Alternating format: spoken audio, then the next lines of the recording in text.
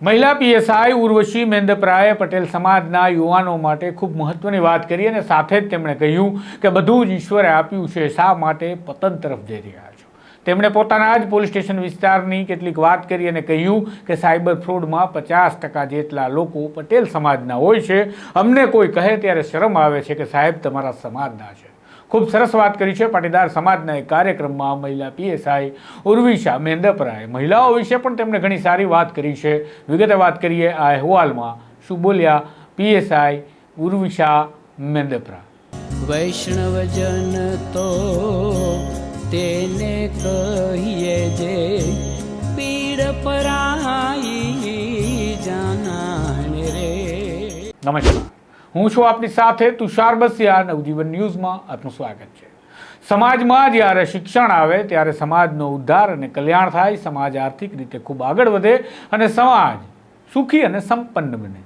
પરંતુ જ્યારે સમાજની અંદર કોઈ એ પ્રકારના દૂષણ ઘૂસવા લાગે કે જેને ગુનાખોરીની દિશામાં જઈ રહ્યા છીએ તેવું કહેવાય, ત્યારે એ દૂષણ સમાજ માટે પતન પણ કરવાનું એક મૂળ સાબિત થતું હોય છે। ત્યારે પાટીદાર સમાજના એક સુરતના કાર્યક્રમમાં સુરતના સરથાણા પોલીસ સ્ટેશનમાં ફરજ બજાવી રહેલા મહિલા પીએસઆઈ ઉર્વિશા મેંદપરાએ પટેલ સમાજના યુવાનો માટે અને મહિલાઓ માટે ઘણી વાત કરી। મહિલાઓ માટે તેમણે કહ્યું કે દરેક પરિવારે પોતાના ઘરની મહિલાઓનું સન્માન કરવાનું અને સમજવું પડશે કે બાળક માત્ર પેદા થાય છે ત્યારે રીલ મૂકવાથી કંઈ નથી થતું, પરંતુ જ્યારે તે 20, 21 કે 22 વર્ષનું થાય ત્યારે એ દીકરીને પૂછો કે તારા સપના શું છે। ખૂબ સારી વાત કરી છે, ખૂબ લાંબી વાત કરી, પરંતુ આ વિડીયો અહીંયા પૂરો બતાવવું એ શક્ય નથી, કારણ કે યુટ્યુબની પોલિસી પ્રમાણે કોપીરાઇટ સ્ટ્રાઇક આવી શકે છે। પરંતુ એક એમનો અંશ છે જે તેમને પટેલ સમાજના દીકરાઓ માટે કહ્યો છે અને ખૂબ સારી સલાહ આપતા કહ્યું છે કે શા માટે પતનની દિશામાં આગળ વધો છો। સાંભળો આ મહિલા પીએસઆઈએ કેટલી સારી વાત કરી સુરતના પાટીદાર સમાજના કાર્યક્રમના જાહેર મંચ પરથી।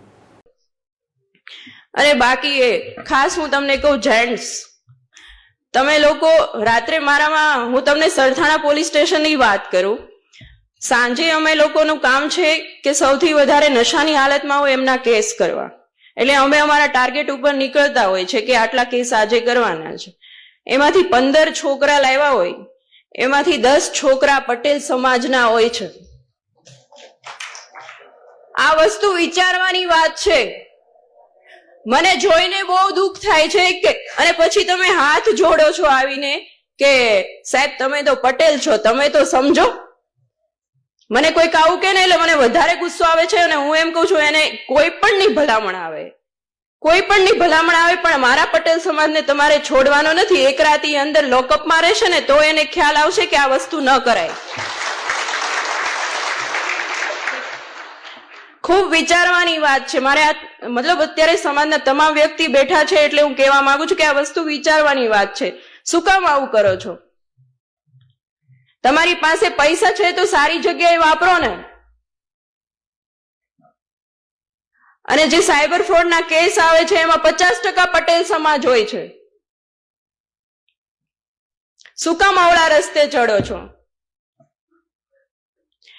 પટેલ સમાજે આટલી નામના મેળવી છે, આટલું આગળ વધ્યા છે, તો શું કામ આવી રીતે પતન તરફ જવાનું? આજુબાજુના વ્યક્તિ પણ અમને એમ કહેતા હોય છે કે સાહેબ તમારો સમાજ છે, તમારો સમાજ છે। કેટલી શરમ આવે! એટલે થોડુંક વિચારવાની વાત છે।